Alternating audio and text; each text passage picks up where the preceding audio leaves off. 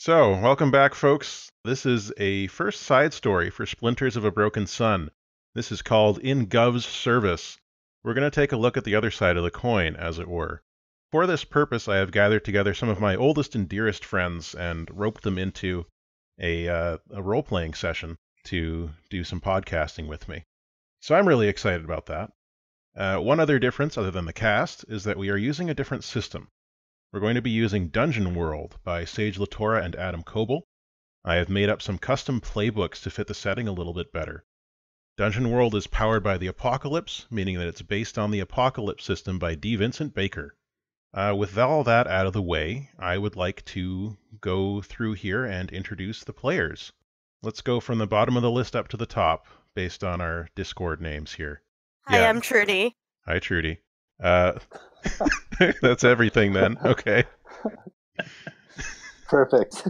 Hey, my name is Pat. You might remember me from a previous side story that Matt did, making fun of the Gundam series. I've already forgotten the name of it, but it was a lot of fun. To ruin it, you can follow me on Twitter at RockLordsRock. That's not you. You should still follow at RockLordsRock. He's a good guy. He is a good guy. Yeah, definite good guy. Hi, my name's Dustin. I've never done this before, but I'm pleased as punch to be here. Cool. Anything any of you want to plug, or are you all set the way you are? We already got Lords Rock out of the way. I just wanted to plug Matt Marshall's Twitter. He is awesome. Yeah, good fella. Okay, with that taken care of, we are going to do a little bit of an intro as to what's going on in this game. And I've written something down so that I don't have to remember it. All right, the church has convened a hunt for the 5 heretics who escaped the failed Purge of Town 3-7, along with any other adults who should rightly have been purged. Track down Keva Zharma, Emren Pak, Medb Sentus, Deg Dhanchobiset, and Zonan Qan. Capture them and bring them back to the church in Sector 1. Bring to justice any heretics who aid or shield them. If you find Lean Sosimo, bring her in as well. Do this, and your debt to Gov this cycle shall be greatly eased. That's our little blurb for In Gov's Service. So these 3 are going to be playing, I want to say elite agents of the church.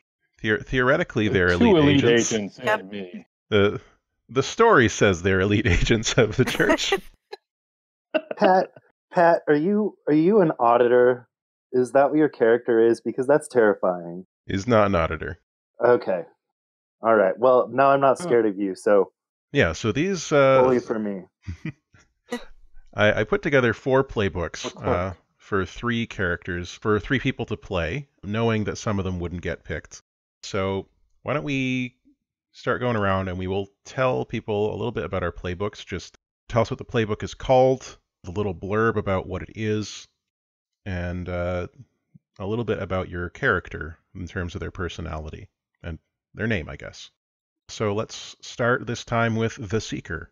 Okay, so my character is the Seeker. His name is Kwanjoy O'Hady. Here is the blurb. You are Gov's Seeker, their eyes and ears in the world of debtors. You are a veteran scout from the Evangelical Order, chosen for your keen senses more than your devotion to Gov, though you may be truly devout. You track the quarry and keep the hunt alive outside the comfort of Gov's domain. So Kwanjoy himself is just a little bit on the retired side, and he's kind of a crazy survivalist who just hangs out with his ram named Ramulus. He's not especially smart or clever. He is wise, but he's not especially smart or clever. But he has this general trustworthiness about him that makes people seem to want to open up to him and tell him the truth more than others. He's got a lot of common sense, but not a lot of book smarts, I guess. Right. Yeah, no sharp wit, but a lot of common sense. All right, awesome. The Stallone of the... Speaking of Stallones, tell me a bit about the sword. The sword. My character is Zora Jackson. She's going to be the sword. The blurb is, you are of sword, a veteran soldier of the cavalry or infantry in the Evangelical Order. You were chosen for your skill at arms and experience more than your piety, though you may be very pious indeed. You lead the charge and scatter Gov's enemies, wielding your signature weapon and strength to clear obstacles from your hunt's path. So Zora's really dedicated to her job. She is totally bought into the evangelical order. At the same time, she is merciful. She does believe that everyone can be redeemed and see the light, and that's basically how she lives her life when dealing with other people. Unsurprisingly, as a fighter type character, she's pretty strong, but also pretty charismatic. Cool. Tell me a bit about her signature weapon. 1 second while I remember what that was. It's the big sword from Soul Calibur. Yeah. The one with the eyeball. Yeah, the one with the eyeball. Oh, Soul Edge itself. Yeah, the big sword. Okay. I think it's called Soul Edge, because that's what the original games were called, Soul Edge, and then they switched to Soul Calibur. Samurai Showdown? Samurai Showdown. Get a load of this guy. Wow, today in things that I should have remembered, her signature weapon is a sword. Oh! So nothing Sure. particularly weird or phenomenal. All right. So in this system, the signature weapon I borrowed pretty much verbatim from the fighter playbook. So you get to pick a type of weapon, and you get some special bonuses on it for being the fighter. In this case, for being the sword. So your sword is like, it would be something people would see it in the world, and they would know it, and they would know who you are based on that sword. So they would see that, and they'd be like, "Oh, that's the sword of Gov." That's actually pretty cool. Yeah, that's how these things are supposed to go. It's the same deal with the Seeker. They would see you with your ram, and they'd be like, "Oh, that's the Seeker." And they would be duly impressed. You're not in base dungeon world, like there's only one person called the Ranger, there's only one person called the Wizard, only one person called the Fighter. That's not the case here. There are other Seekers, other swords, and so on. But you are like, people would recognize you as that archetype of person. Okay. And speaking of archetypes, tell me about the Stalwart. Oh, my character is the stalwart of the group. His name is Squall Lee. He is known affectionately and derisively as Old Wardy. Let's talk about what the stalwart is. He's a notary or clerk who has trained in the field and wields the full authority of the Chutch, who have devoted. He has devoted his life entirely to Gov and cannot allow even the smallest heresy to go unnoticed or unpunished. Audits and accounts by heart, and has inscribed the words of Gov on his body and armor. As a reward, Gov has granted him the gift of fire, the right path, and ensures the piety of all he meets. These tools of Gov are imperfect, but he is not. His faith must be enough to cover for their lapses. Really, all that you need to know is I chose as this character's likeness Eddie Murphy from the movie Holy Man. Excellent. And really, that sums it up. It's Eddie Murphy. Dress up like a woman at one point, and then dress up like a white guy. Probably dress up like the Ram. Why not? So the Stalwart is supports being a master of disguise, by the way. But I do have a -1 wisdom modifier, so I probably will try to disguise myself at one. as a ram. Yeah. So the Stalwart is they're a bit of a field medic type, but they also have been granted mysterious powers and abilities through the words that have been inscribed on their body. So they don't have the armor of an auditor or anything like that, but they do have powers greater than those of a normal person, like control over fire. That's pretty cool.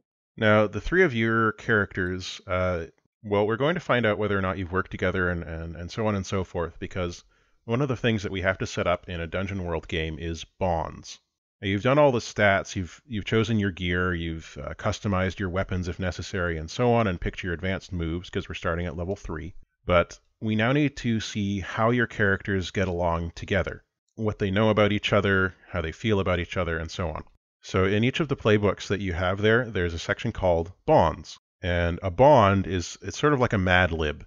I've given you a sentence that describes your relationship to another character, and there's a blank in it for that character's name.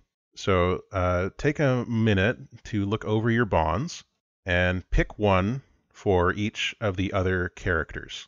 So everyone has to, making it sound like a horrible burden, everyone gets to. I mean, it kind of is. Everyone gets to pick out a bond for each other person in the party. Okay. Ones that totally contradict each other. We will see. Everyone has moments of weakness. You can add these into your play sheet on Roll20 as well. There's a bonds section. You can copy and paste those in there. I'll do that for you, Dustin, because you're not on Roll20. Okay, yeah, I'm just in that Google Doc I shared with you. One of these I'm really tempted to do with Pat's character, but I know he'll take advantage of it and make it the worst idea possible. Well, that sounds good, though. It does, so I'm going to do it. Okay. Decided that we're all going to be to bully Trudy. I wasn't planning on bullying Trudy that much, to be perfectly honest with you. Okay. The old bullying, it's game bullying. Like the last time in one of these things, I spent the entire game basically trying to get one of the other party members killed. Okay. Time because we're not in Gundams, but okay. So I've chosen my bonds. I have to. Okay. Have you put them into your sheets? Or have you put them into your sheet, Pat? I'm about to. Now, in the sheet, there's space for extra details if you want to expand upon your bond, but you do not have to, so long as you've got the sentence first yet. We'll take a minute to talk about these once everyone has picked their... Oh, I thought they were just going to come up randomly. We wouldn't know each other's bonds. It would make it... Okay. I guess we'll take the sensible route. That's fine. Which part of the character sheet are the bonds located? It's below alignment and above race. I see. Okay. Thank you. Now, if you have more than one bond that you want to pick with another character, you can do that. But you need at least one bond and no more than... Oh my god. If I pick... Oh my god, there's such a good complimentary one. You should go for it then. That wouldn't make much sense for Pat's character, but I like the way it might play out. Okay. I'm done. I'm not going to be too the usual crew. You're glad it's not the usual crew? That he doesn't have to put up with this every week. Or Oh, yeah. Oh, yeah. A little more mischief, probably, from this squad, especially Trudy. I know. It's troublemaker. Both start right, with TR. I've got my bonds in there. Okay. I'll just take a look. Okay. Of course, Pat. Of course. Oh, God. All right. Well, I guess we'll start with Pat this time. So tell us about Squall's bonds. First up, Squall's bonds with Quan Joy is Quan Joy has stood by me in battle and can be trusted completely. Okay. That fits well. I will teach Zora the true meaning of sacrifice. That's ominous. Ramulus's misguided behavior endangers their very soul. I'm glad you have a bond with the ram. The heroic battle ram. That's what I have on my character. The only heroic one of any of us. Well, Zora might be. I think Zora's probably heroic. Zora will try, but I think the rest of us will drag her down in a way that we can't with a ram's animal intelligence. All right, so tell us about Zora's bonds. Quan Joy owes me their life, whether they admit it or not. Excellent. And I worry about the ability of Old Wardy to survive in the hunt. That does play into, if I can sidetrack for a second, that does play into the bio I wrote for my character is that he suffered a traumatic brain injury. So that 100% fits. Okay. And let's hear about Quan Joy's bonds. Okay. So starting with Zora. Zora is a friend of nature, so I will be their friend as well. Aww. And then 2 about Squall. Squall knows incriminating details about me, but also Squall and I have a con running. God. I'm wondering what kind of con Did I really have a brain injury? Who knows? Yes. What kind of con a devout man of Gov would be running? It could be playing off of, although I feel like that's a dangerous rabbit hole to riff on people with traumatic brain injuries too much. So maybe we'll make the con have nothing to do with that. I think the con is Pizzagate. Oh, no. That's awful. So also, in addition to that... We did say no brain injury jokes, so no Pizzagate. Okay. So in addition to that, each of your characters has, in the Dungeon World playbooks, they're originally called alignment and race. I personally take issue with fantasy's obsession with calling different species races, in particular with the whole white supremacy issue in fantasy in general. But I've taken that out and I've put in specialty, And for alignment, we've got disposition, because it's not a traditional fantasy game. So I forgot to ask you about those before, but these do sort of play into the bonds, I think.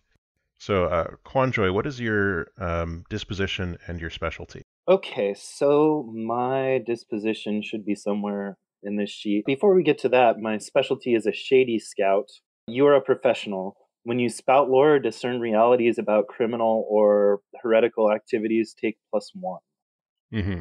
And then, where the hell? Okay, disposition, selfless, help an animal of the wild or a loyal traveler.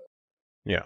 Yep. So this is sort of, it replaces the idea of traditional D&D style alignment of, good, neutral, evil, and lawful, chaotic, and the other one. Trudy, what's the other one? Evil? The other one. Neutral, lawful, chaotic, evil, and good, right? Right. And Yep. neutral, they just call true neutral. Neutral, yeah, true neutral, yeah. That's the one. Okay. Neutral. Cool. What makes a man turn neutral?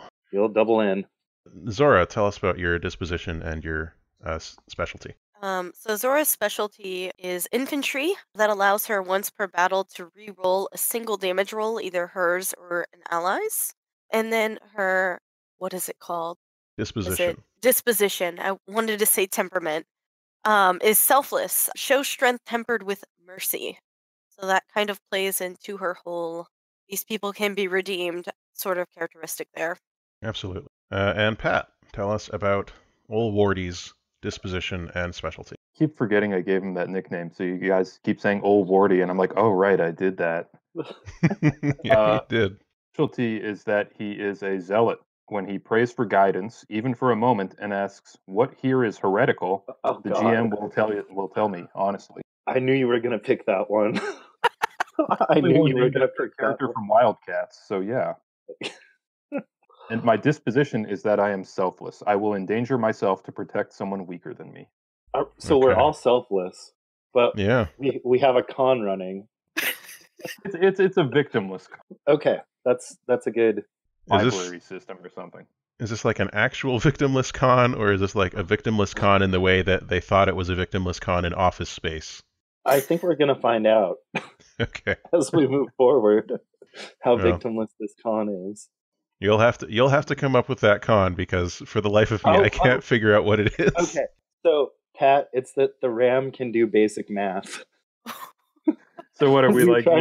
We try to tricking people into like betting that the RAM can't, do math, and then Okay, so the bet is that they have to recite, like if they lose, they have to recite some like religious verse from memory, and if they win, they get to hug the RAM. okay.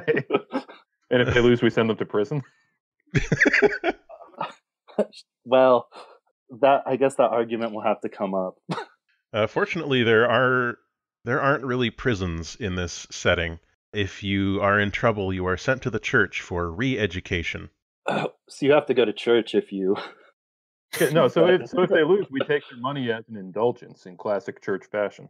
I think that might be too non-selfless. But if they lose, they have demonstrated. If we're doing a Robin Hood con, that's pretty selfless. Well, I don't know that any people need their money more than any other people that we'll be dealing with, at least the common people. They all seem pretty destitute. Well, if someone is unable to recite part of the audits or the accounts, then that demonstrates they're insufficiently pious. So if you send them to the church for re-education, really, you are helping them out. Because, if they learn the audits and the accounts better, that means they're better at paying off their soul debt. It's going to be the entire adventure. It's just us debating this con. It's going to be like walking down the road in character, talking about how to grift people. Okay. All right. Well, if it comes up, it comes up. All right. Just never fully explain what it is and just keep alluding to... Referring to the con? Yes. alluding to bigger and weirder details. What's in the con? What's in the con? All right. That's the con. Let's get started. The three of you have been summoned to City 3. Now, the domain of Gov is split up into 7 sectors. Sector 1 is the capital city Bodhi, and a few outlying areas that support the capital city of Bodhi. And then each sector sort of radiates out from that like the spokes of a wheel into the desert, and each sector has a capital city and then about 7 towns and then a bunch of villages and smaller settlements sprinkled around there for, to support each other. And this is all boring world building stuff that you can read about on the Tumblr. So there's a big Midgar, and then there are a bunch of baby Mid. Yeah. So you are in City 3, which is the main city, the capital city in Sector 3. Sector 3 has been going through some difficult times recently because the governor messed up. The governor of Sector 3 is Denton Yang, who you can see sitting across the table from you. He is the youngest governor in history. So he's already under a lot of pressure for that. People expect great things of him because he was first the youngest auditor in history, and then after that he became the youngest governor in history. And also, for some reason nobody quite understands, the sun will come to him. Now I don't know how familiar you are with how the sun works in this setting. As someone whose character is supposed to know all of this inside and out, not very. So the sun is this big burning ball up in the sky, but it doesn't behave like our sun. It doesn't predictably move from, east to west over the course of a day. Obviously the sun's not moving, we're moving, but whatever. In this world, the sun sort of goes where it wants, and if it decides to stay somewhere for a while, it stays whatever time it is until the sun moves again. So if the sun goes somewhere and it's supposed to be 9 o'clock and it's at its 9 o'clock position and it's just like, I'm going to hang out here for a few hours, it's 9 o'clock until the sun moves again. And then if the sun moves really quickly, then you can jump from 9 o'clock to noon in like 5 minutes. So this causes a lot of issues, and the sun doesn't have like a predictable track either. It moves to different parts of the sky, seemingly at whim. And this is getting worse, but people don't talk about it. It's like climate change. So then, you said that no one really knows why he has this power. What is the explanation he gives, if any? He doesn't, okay. People say he is beloved of the sun. So the sun in this setting, the church tells us that the sun is the heart of Gov. It's the literal heart of their god that they placed in the sky to keep people warm and safe and to make plants grow and so on. A lot of Gov's body parts are different parts of the world in this setting. The sun is their heart. There are 2 moons in the night sky that are Gov's eyes, and Gov gave up their ribs to hold up the earth. So those are... Oh, and they use their bladder to make the waters. So all of these natural phenomena are explained away as things that Gov has put into the world from their own body. And it's part of why Gov's power is so diminished, and why humans owe such a great debt to Gov, because they sacrificed so much to save us after the emergency. And we refer to Gov as they because Gov is 4 different gods who merged into one. They have no defined gender or anything like that. So they're just Gov or they. So the explanation for why the heart comes to Denton in his times of strife is because he is beloved of Gov. There is something about him that Gov prizes above all other people. So what did he do to screw up? Well, that's why you're here. So Denton, or his friends call him Den, but he doesn't have any friends. No, he doesn't have it. He has one friend, and that friend has betrayed him. So Denton, there's a lot of bad stuff about Denton's past. You will, as characters, your characters would know all this stuff about Denton. You know he was the youngest auditor. You know he was the youngest governor. You know that before he became an auditor, he actually reported his own father for heresy, and was responsible for his hometown getting decimated, which means 1 in every 10 adults is just killed as punishment for harboring a heretic. So I think this guy's pretty cool. He's pretty hardcore. He is seen as... I knew after Squall is going like, this guy is like a nerd, but he gets results. Yeah. He's an incredibly devout man, but he probably is not qualified to be where he is. So what happened Relatable. is that, yeah, his childhood friend, who apparently survived the purging of his hometown, joined the group of heretics known as the Excommunicated, or the XCOM, and there are a bunch of different factions within that. And so she became a big deal. Her name is Lean Sosimo Yang, because she was raised along with him after her own mother was taken away for heresy. She was added to Denton's family group. So they were sort of siblings / best friends. So they went in slightly different directions in life. He is becoming one of the most powerful figures in the church. She is heading up the resistance to the church.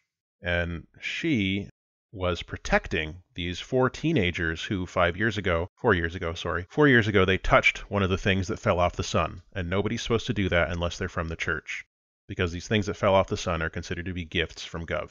Even though when they hit the ground it's like a nuke goes off, it's still considered a blessing. And 3 of these have fallen throughout known history, and the most recent one was very small, but these teenagers got to it before the church, and they took it. And the church has been trying to find them ever since. And recently, it was discovered that they were all hiding in Town 3-7, which is where the main game started.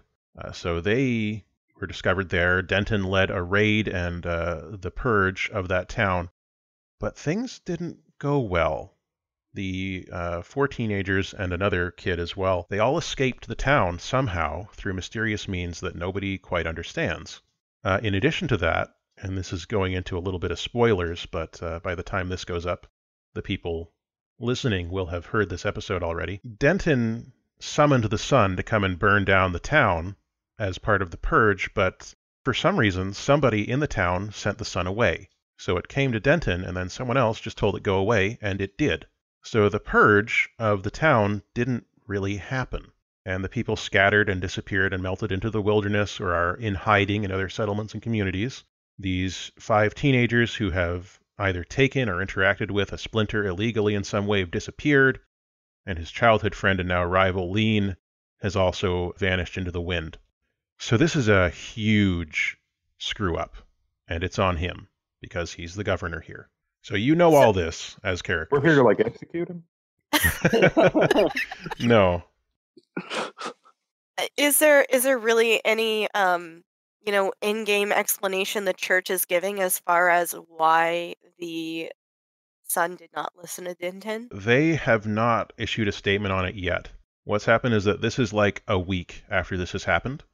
Got it. So the church is still trying to decide what they want to say and how they want to say it. And obviously that's causing a lot of stress and stuff for everybody involved. But you have been convened because essentially Denton is trying to fix things. So he has convened a hunt, which is when heretics go missing or there is a particularly vicious heretic attack at some point. A hunt is convened and an elite group of between 2 to 4 people is put together to hunt down whoever's causing the problem. And that's where the you 3 come in. So the governor is sitting across from you at the table and he says, and that's where you 3 come in. The character wakes up. I'm just kidding. He's listening. Good start. Good start.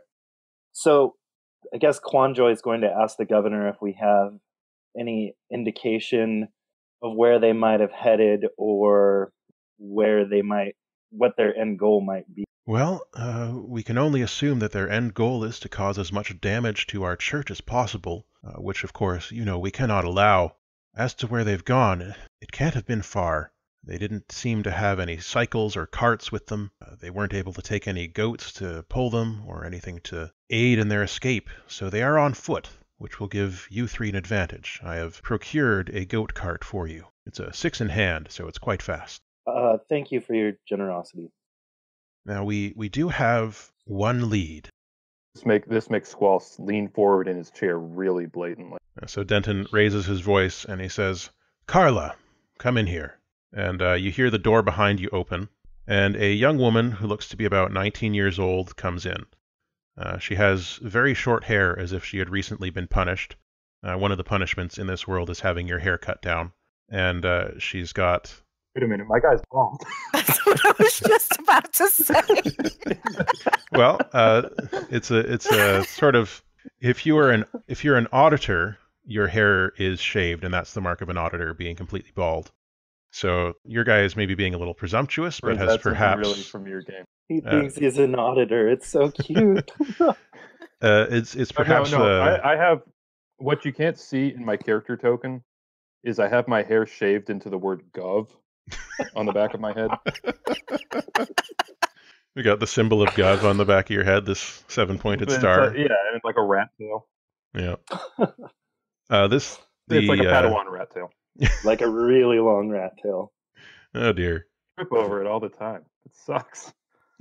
So this young woman comes in. She looks extremely nervous and twitchy. Like she's looking around. Every unexpected noise, she sort of jumps a little bit.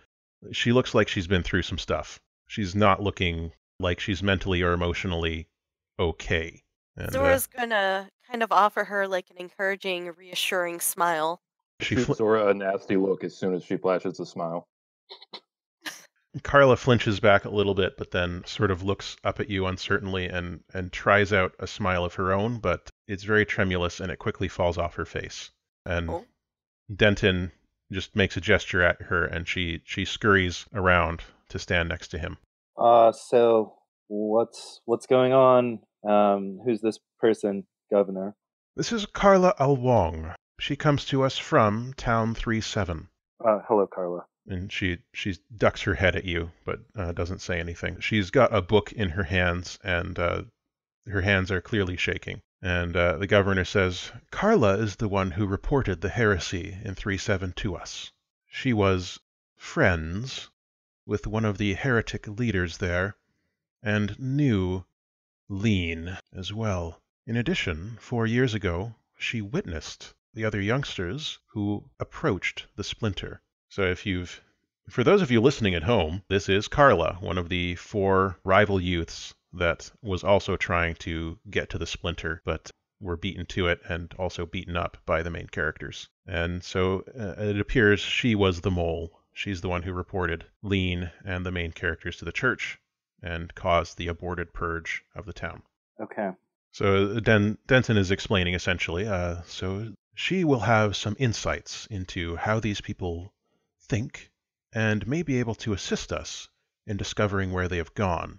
Our agents have spoken to her and interviewed her at length. Side note, they don't use torture in this setting, so if that's what you're worrying about, please don't. They know it's inefficient, and they're all about efficiency.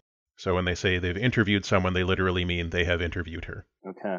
We have interviewed her at length, but perhaps more experienced trackers, such as yourselves, will have more luck getting useful information from her. So I am going to turn Carla over to your care.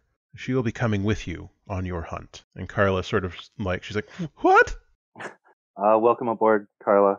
I'm going to give a little nod to Zora as if to say you should probably take the lead on this one because she'll feel a little bit more comfortable with you than old Wardy or myself. I'm just running my rat tail through my hand, like silently furious that I'm having this nervous weirdo thrust on the group. Zora, we're happy to have you along. If you're at all worried about us keeping you safe, we're more than qualified. I'm sure you are. I'm not. I'm sure you're. I'll be very safe. I'll be safe, yes. You'll be safe. Okay. I've never gone anywhere outside of my town in here. Well, we have traveled outside of here many, many times. Everything will be fine, I can reassure you. All right. Okay. So we run into bears or giant horses or alligators or any of that stuff. All the things that do not exist. I'm pretty sure bears exist. It's not in this setting. The hell do you not have bears? It's the largest land animals that exist here are goats and dogs. There's nothing bigger than that. Alligators? They're not land animals. Alligators exist, yes. Bears and horses do not. Yeah, just throw them a bone, Matt. It's possible that things like bears. Foreshadow us encountering some alligators. Or some very tiny bears. It's possible that bears and horses exist in things like myths and legends, but no one's ever seen one in real life. A bear would be like this setting's Bigfoot. Okay, my guy is obsessed with bear sighting. All right. Talk about it around the campfire. It's the myth of the bear. I'm going to look at Carla and say, Carla, I'm an experienced seeker, scout, survivalist. I can survive anything in any conditions. So let me tell you, outside of this town, city, it's pretty much all the same. You're not going to find too many surprises. Thank you, sir. I look at her and I just say, just remember, when you're with us, stay pious. Of course. Yes, of course. Then I point at my eyes and I point at her. She sort of hunches down further and looks at the ground. Carla, And sorry, go ahead. Sorry. No, it's fine. the governor gives you a bit of a look and says, Carla has demonstrated her piety in reporting her own friends to us. It is unfortunate, he says, he has very intense golden eyes, and he turns them towards Carla and he says, it is unfortunate that it took her so long to report them, but she did eventually do so. I nod because, see, I knew what was up. I'd like to ask Carla what sort of book she's holding and what sort of bearing that has on our mission. All right, so she looks down at her book as if surprised to see it in her hands, and she sort of makes a move to put it back in her satchel and then changes her mind and keeps it out. And she says, this is just a copy of the audits and the accounts. That's just my copy of it. My parents gave it to me. Yes, excellent. We all need the audits and the accounts in our lives. As Quanjoy says that so sarcastically, I look down at the copy sitting in my lap. All right. So how about this, Carla? Let's get more acquainted and talk more on the way because time is wasting. Okay. And the governor sort of looks at you and he says, on the way where, Quanjoy? We'll know once we start moving. That is the life of a seeker. Very well. I will trust in your capable abilities. The three of you may go with Gov's blessing. And then he sort of pauses. Thank you, Governor. The four of you. Well, don't forget Ramulus. There's 5.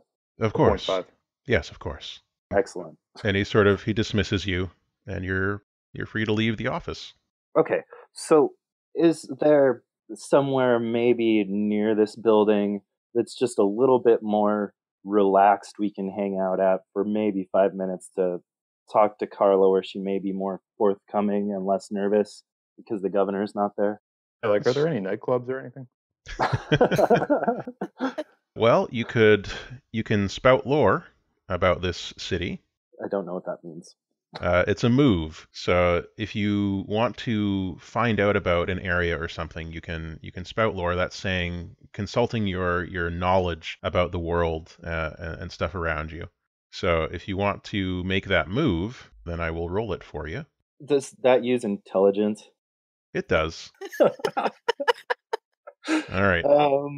Yeah, let's do it. I clicked the wrong thing and I spouted lore. So, but you spouted lore extremely well. You got an 11. Okay. we can. So clearly, I know somewhere. Yeah. So there is I just definitely. start bossing the group around and leading us there. Yeah. So let's say that you're going to go to a local shrine that you know of. This city has got multiple shrines and then a big actual temple church in the center. You are in the big temple church right now. That's where the governor's mansion is in back of that. But Okay. you know of a more quiet, sort of comfortable one that you have been to many times before on your visits to this city. Does Squall operate primarily in Sector 3, or has he been to different sectors in his life? He has moved from sector to sector as people get sick of him. Okay. He's been gently reassigned multiple times.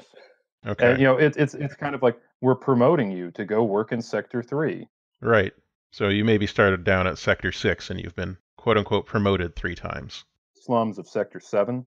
Sector 7 is the least good sector. That's where I started. And when the giant plate fell on it due to avalanche. Yeah. Due to an avalanche, yes. That is when I relocated to 6 and moved my way up sequentially to 3. Okay. Perfect. Don't mind me, I'm just frantically looking for a map of a church. It never even occurred to Zora that she might be afraid of the governor because, my God, the governor is such a good man. He is Yeah. exceedingly He's also like 4 pious. years old. So Be scared of a tiny baby. Oh How boy. old is he? You said that he's the youngest, but I mean, how young is young?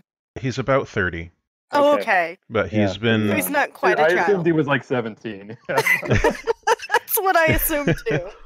he's about 30, but he has been governor since he has been governor for 5 years. Okay. So, yeah. It's like you can sort of imagine him being like one of those tech bros who's like gotten far too successful far too quickly and doesn't really know what they're doing. But he's Sure. trying. Poor kid. Yeah. He did also kill a lot of people, so he's not... Like those tech bros. Yeah. The raw water really worked out well. All right, so are we at that shrine? Yeah, every single church map I found is like blood splattered, but there you go. Just put one up and say, there was just like a big like jam party. Like, Oh yeah, messy with jam the parties. sandwiches. Okay, so there you go. It's just a random church map I found. You're on it now. Fantastic. So it's a smaller shrine. Think sort of like a chapel type thing. I don't actually know what shrines look like in this setting. I've never done an interior. Who wants to tell me what a shrine looks like in a theocratic bureaucracy? So I'm kind of imagining it looks something like a one-room schoolhouse from the 1800s Midwest, Western America, maybe just open room, benches, a couple tables, an altar, raised platform for speaking, and then maybe an office and a restroom in the back. Okay. Yeah. And in a theocratic bureaucracy, I would assume that shrines, it's like going to a Starbucks. Like it's the same layout, everyone kind of Yeah. furniture, the same fixtures. Yeah, it would absolutely be standardized, yeah. Okay. All right, But, you don't get a lot of like personal flavor in the religious artifacts that you would in, say, a real world religious shrine, no, where each one has different relics or anything. These are like the mass-produced hands of saints and stuff. Mm-hmm. Right, so you're inside this. It's fairly On the wall. It's fairly sterile. There's usual art on the wall of Gov and also the 4 different old gods who made up Gov. You've got Gashram, Ongjuo, Veliko, and Iterar are the 4 gods who became Gov by joining together to merge their power and stop the emergency 264 years ago. And, there's just, like, not stained glass because that would be seen as sort of frivolous, but definitely mosaic style stuff. I'm thinking like an Art Deco type look to the art. And one of the things that is part of the culture here is everything is very brightly colored. So just imagine like rainbow hues everywhere, bright colors, like early to mid 90s youth fashion style. Wow. Yeah, that's the look that we're going for. I'm so into it. The Church of Hammer Pants. Gotcha. Squall is wearing. Squall's wearing hammer pants. Of course. He's wearing like a big like tunic, but underneath he's got like hammer pants.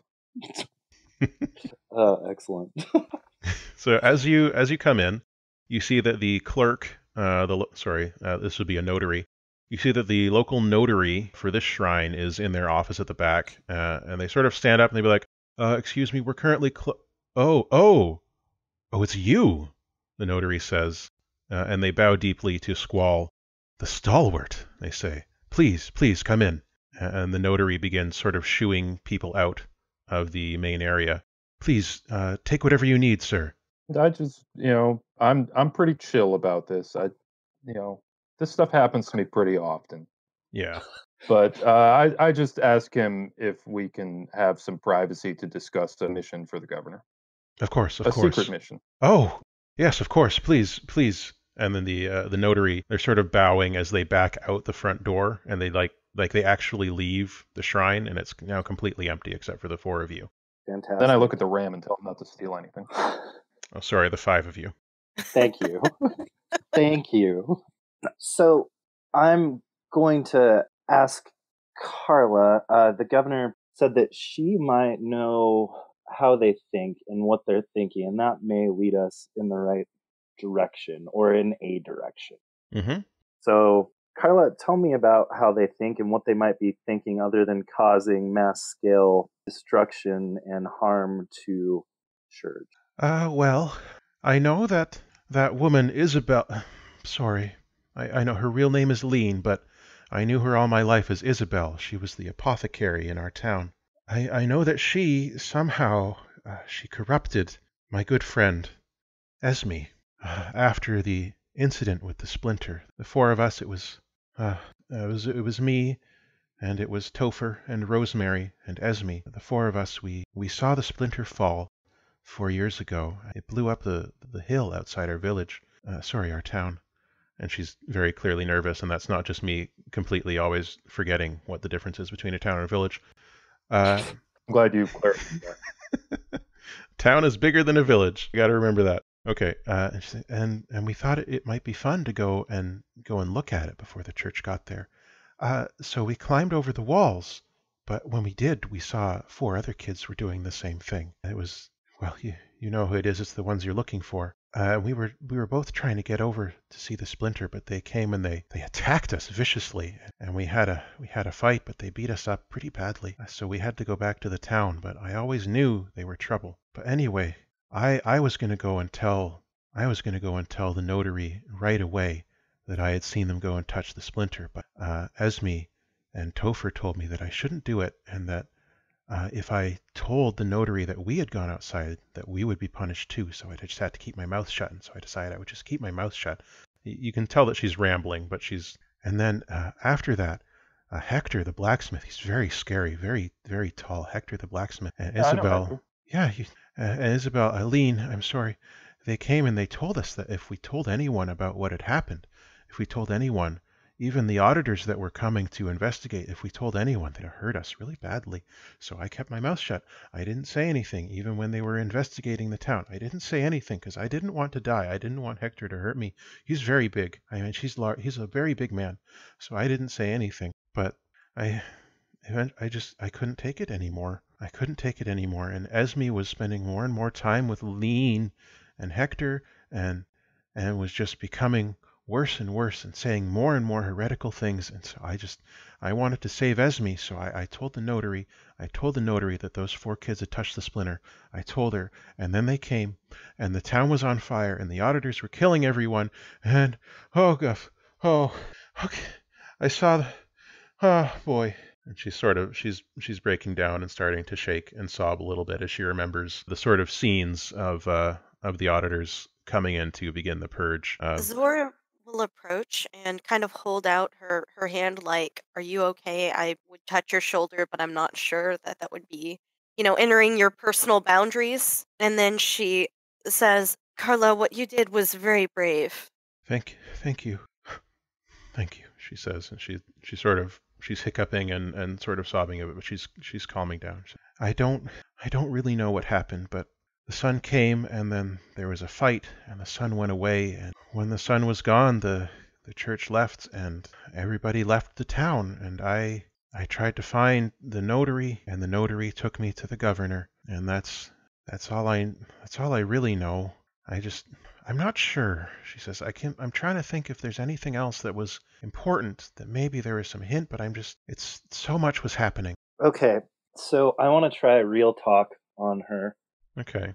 And roll plus charisma. So what are you saying to her? Like, how are you approaching this? Like, don't tell me the move names. Tell me what you're approaching, and then we'll figure out the move from there. So I'm just going to say, Carla, take your time. I know you saw some things that most people never see. And even in Gov's infinite wisdom and the church's infallibility, those things are hard for humans to reconcile. It's tough to remember those things. And in remembering those things, you sometimes forget those small details which may seem unimportant. But how can I get you to remember the last time you saw those 5, which way they were headed, and what their purpose might have been? Okay. So I've rolled your real talk, and you rolled an 11, which is exceptionally good. Okay. So you can ask me that question, how can I get you to remember a useful detail? Yes. And she will answer it truthfully, and then she'll ask you a question from the list, and you have to answer that truthfully as well. So this works.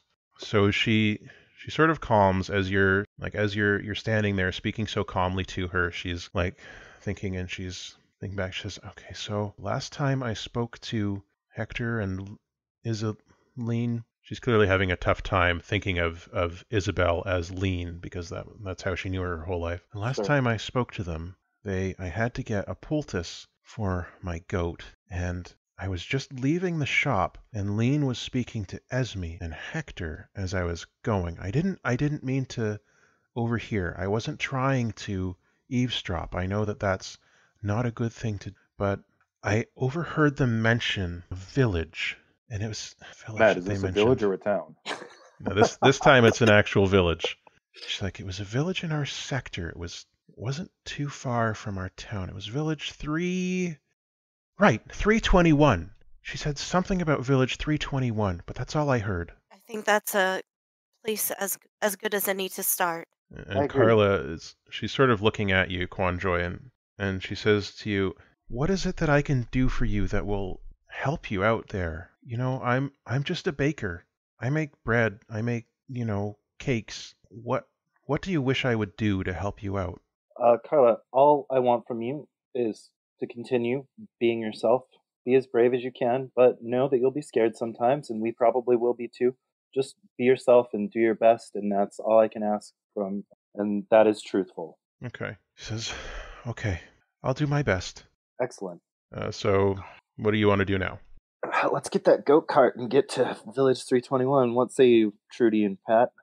I say let's do it. Yeah, that works. Okay. Okay.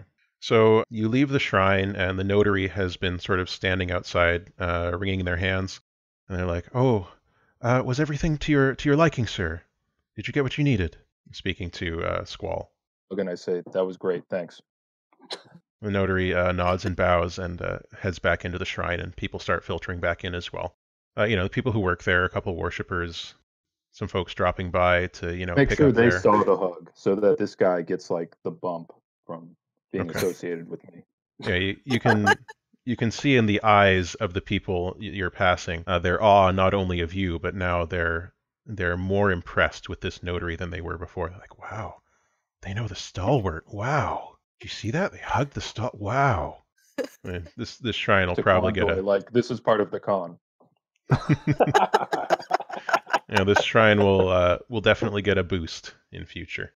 So in other words, we can't use it as our secret place for talking to people anymore. I mean, But we can. I can still come in and say, "Get the fuck out."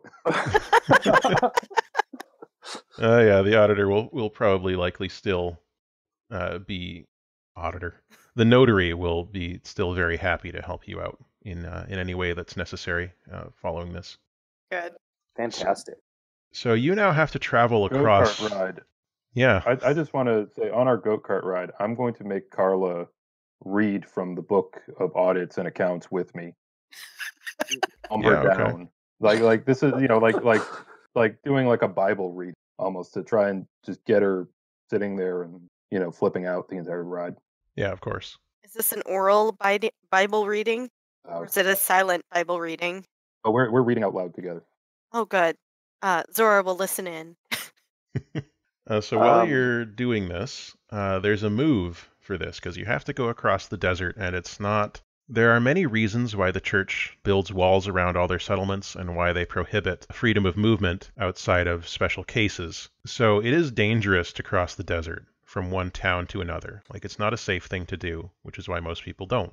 So there's a... crocodiles. Yeah, those sand crocs. So there's a move for this that we have. It's called Undertake a Perilous Journey. Okay.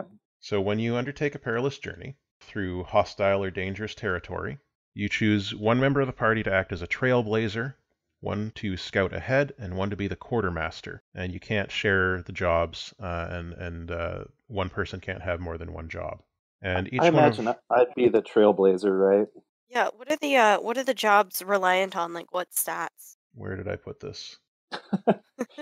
Oh, every job is plus wisdom. They're all wisdom based. Oh, jeez. That's not good. We're not a very wise group. Oh, we're dumbasses. So No, we are a wise group. We're just not a smart group. we're streetwise. But actually, no, I am a smart guy, but I'm all wisdom. So I'll take the trailblazing. That seems natural and in character anyway. For the seeker. So basically, the trailblazer's job is to clear things out of the immediate path, like a trailblazer, and make sure that the path ahead is safe. The scout goes ahead to find the best route and make sure that there are no, like, ambushes or pits or things like that. Yeah. I'll be the scout then. Okay. And the quartermaster's job is to make sure that there's enough food for everyone. One of you should be able to handle that.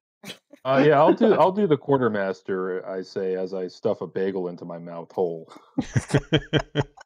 And it makes sense somewhat for Zora to be the trailblazer. She has a sword. She can cut through vegetation and animals and things like that. Yeah. Yeah. Animals all recognize her sword. Yes. They do. So see a But bird she's like also a friend to all animals, as per Yeah. the bond. you see a bird being like tweet tweet tweet with subtitles. It's the sword. All right, I just need to Yep. check here. Yeah, she is a friend to nature. Also, in being the quartermaster, I guess that means I'm also like keeping an eye on Carla because she's not doing anything. Yeah. Oh, is she wise? We could get her to do something. Carla, She's what's your wisdom score? I think Carla should be the scout for sure. No. all right. So the undertake a perilous journey move is not on your sheets for some reason. So I think if you just go into your character sheet and you click on the big number in the big number under Wiz, it will roll wisdom for you. I just rolled it. Okay, you got an 8. That's a partial success. Fantastic. And Squall Better got than no success. Squall got a Got a 9, 9. which is also partial success. That's like that's as good as it gets for me. Yeah, I can't roll. I'm sorry. Right, yeah, of course. Okay. Let me get that. Despite having the highest wisdom, you rolled a 7. Oh, hell yeah. Which is still, all three of you got a partial success. We're So, all this a little good at our this is- jobs. This is new. This is the one thing I should be good at. But nope. okay. Cool. So, Distracted by trying to figure out where to con next. Yeah. Just distracted by the con.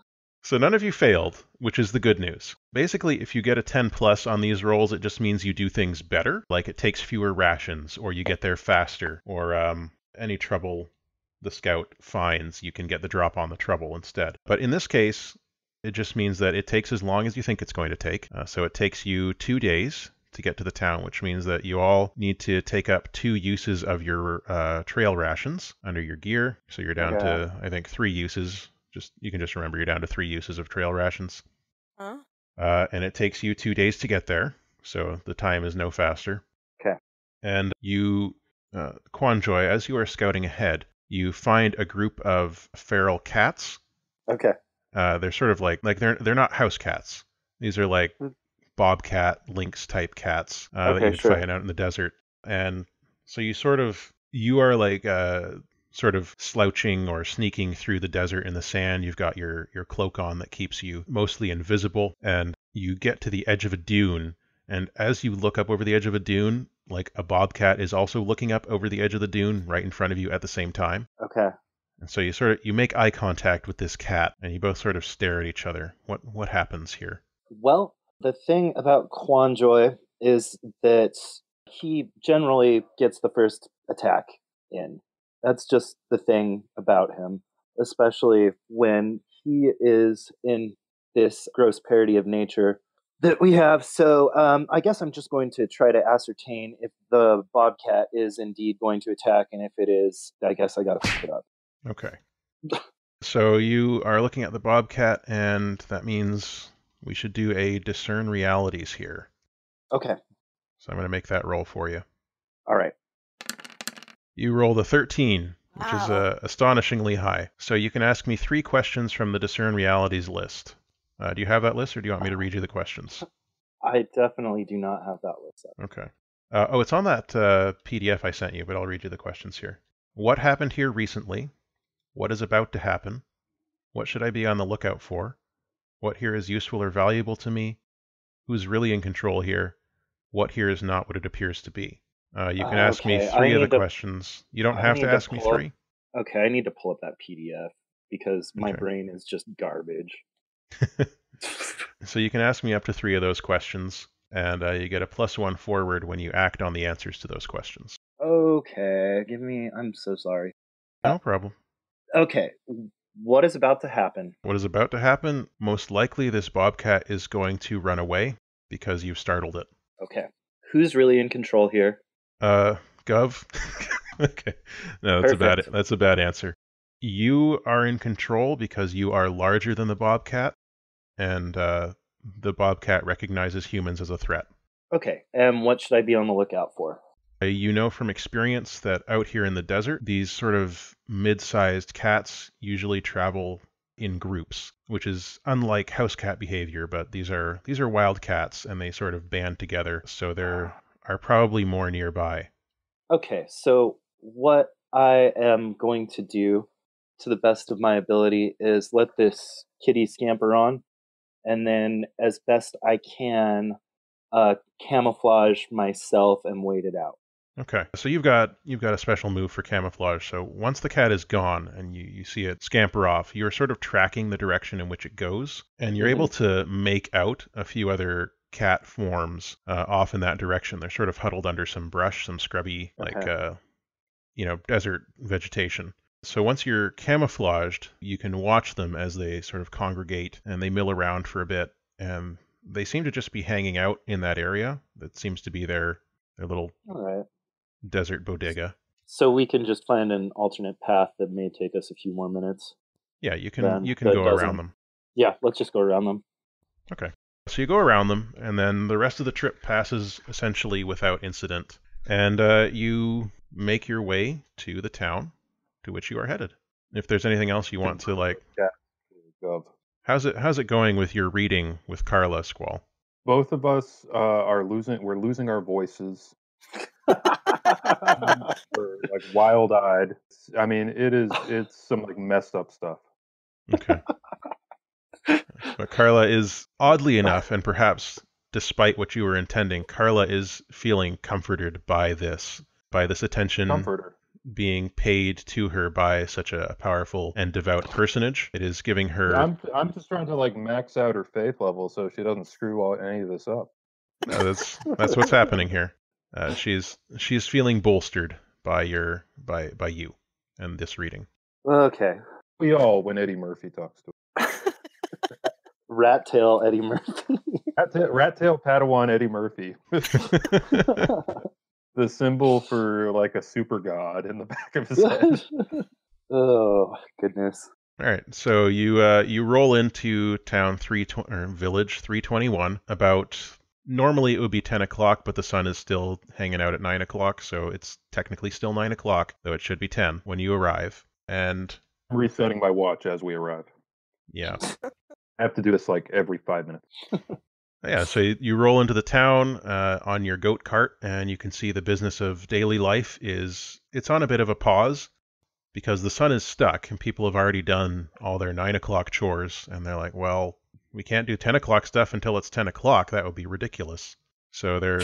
So ridiculous. It would be heretical, too. I'm glad we're not rolling up on them doing that. No, they're behaving as you would expect people to during a brief sun stall like this. So as you arrive, people are sort of just mingling about, chatting, not doing anything particularly exciting.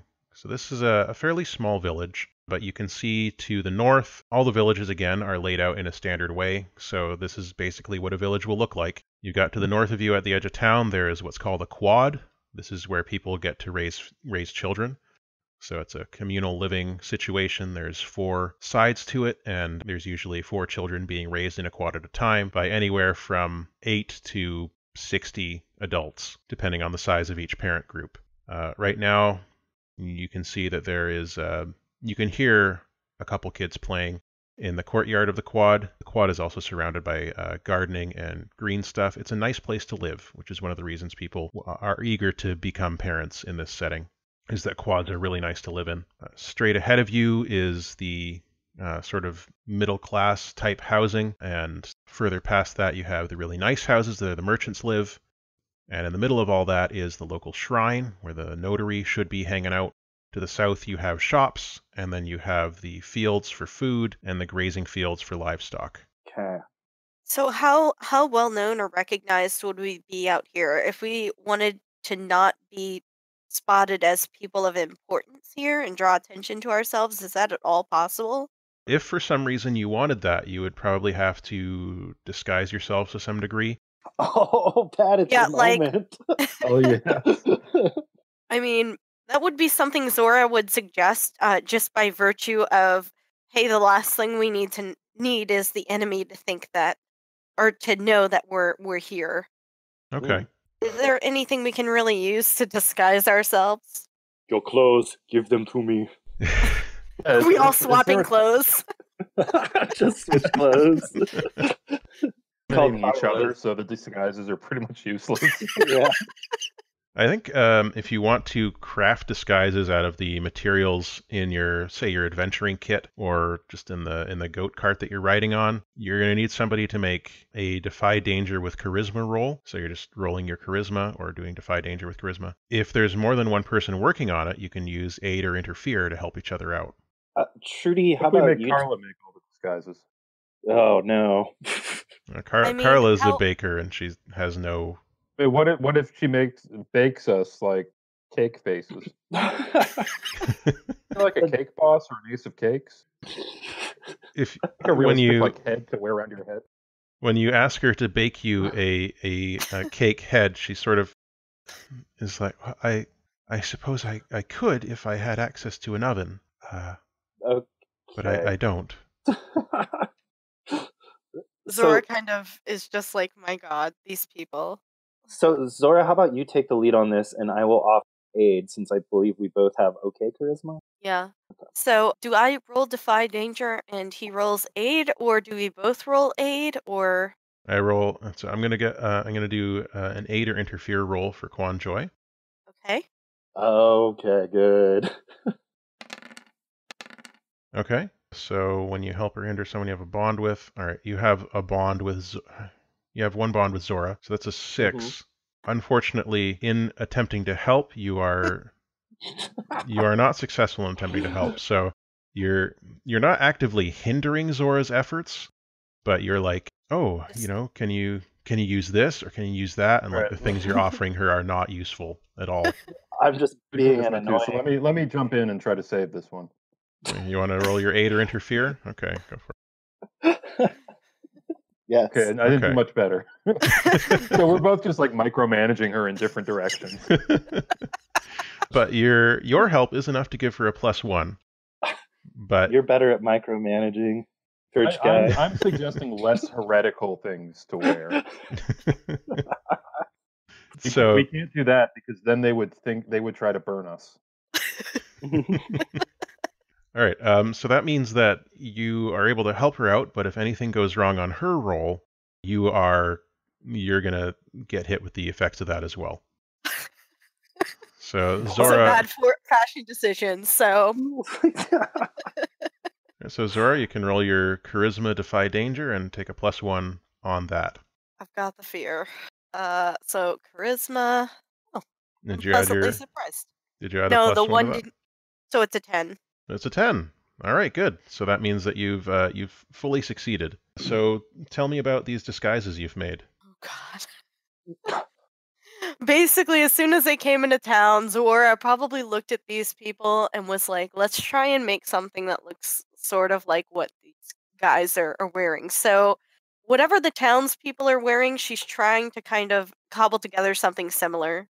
Okay. You know, given her limited resources. So they probably look like hobos. Yeah, so you basically, you're just sort of like dirtying stuff up a bit and, putting cloaks on over your regular outfits. Are we trying to look like migrant farmhands or something? Those would not exist. You would probably be trying to disguise yourself as a trade caravan. Huh? Roving bakers. We're a band of roving bakers. Because the only people who travel between towns are merchants and traders and people who work for the church. And heretics. And heretics, yeah. So presumably you are trying not to look like people who work for the church. So by default, merchants or traders. Okay. So so in that case, you're able to make your clothes look pretty decent, and you are able to hide Ramulus's distinctive markings that would indicate that he is the Seeker's companion. Okay. So are we giving him a little hat? Sure. I mean, there is canonically in this wearing little hats. There is canonically in this game world a goat with an eye patch, so why not? Fantastic. So I would like to ask, since we're kind of seeing how this town is laid out, basically, is it the workers, the middle class people, or the parents? Who's more likely to be a narc and turn someone into the church, just in general, of these classes of people? since he would know this. That sounds like a spout lore for Squall. Lore. Date is I'm his on my brother. laptop, so it's like I keep having to bring the screen back up to. You can Box. you can pop out your character sheet so it's in a separate window. Can I? Yeah, there's a little thing. Oh, wow. Yeah, it's in the top left. It looks like 2 boxes. I rolled a 14 on spout lore. All right. So I know exactly what to know about this. So yeah, you are, from your vast experience as a stalwart and investigating heretics and stuff, you know that obviously your first point of contact would be the local notary, because they are the one presumably most loyal to the church. And beyond that, you would basically work your way down the social ladder, because the people who have more power and influence are more likely to want to maintain the system that gives them that power and influence. So you'd start with the local religious leader, the notary, and then you'd move down to merchants. Then you'd move down to masters, people who are retired but now train new people. And then from there down to the working class. And parents would likely be up there with merchants because they have a lot to lose. Okay. Yeah, so all that, but in my voice. Okay, well, for some reason, I kind of feel like we should maybe start at the bottom instead of at the top. We may waste less time that way. What do you guys think about I mean, I do kind of see if, considering we're looking for people who are going to be trying to lay low as well, it? presumably, it might make more sense. I don't think like these guys are going to go hang out with the. I don't either. And we're doing our best to look like we're not affiliated with the church at the moment, so the notary is probably not the right place. I should note something that I went over with Matt. I do have a giant Gov tattoo on my chest. Well, hopefully you're not Gonna strip for anyone. Yeah. Did Zora's costumes include shirts? I would hope so. Tattoos are fairly common in this setting as well, but it would be unlikely to have either the word Gov or the symbol of Gov tattooed large across your chest unless you were working for the church. It's like the big Iron Fist design to get my powers from. Mm-hmm. Gotcha. Dustin was immediately going to be like, yeah. All right. So does Pat have a shirt? Yes, he would have a shirt. Okay, good.